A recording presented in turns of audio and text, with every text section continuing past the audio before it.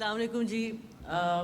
मैं बहुत थोड़ा सा अतर साहब का कहूँगी। I have deep respect for Athar साहब। I think he was one of the most wonderful people in the sense, जैसे अभी आप कह के गए कि आपके राइट हैंड को नहीं पता होता जो लेफ्ट हैंड ने किया है।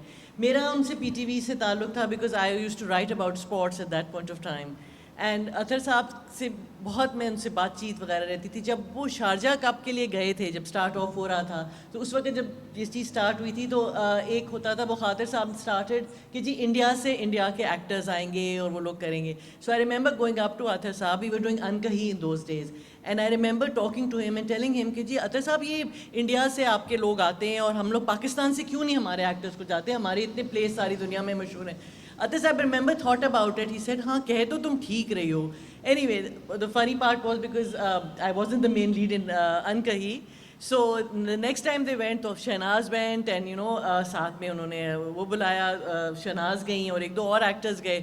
तो I went up to him next time. I said, Atar साहब, I came up to you and you sent these people on the thing. What about me? Atar साहब was so sweet. अतर साहब से तुम जाओ करो, उसके बाद तुम लिखो भी इसके बारे में, put it in this one. TV Times आता था। I said yes, will write in the वो टीवी टाइम्स हम करेंगे। And that I think 3 years constantly उन्होंने वो किया था। And the time that we spent in Sharjah all of us together, वो पाकिस्तान को एक नाम देने का, पाकिस्तान का नाम आगे बढ़ाने के लिए उनकी काविश थी।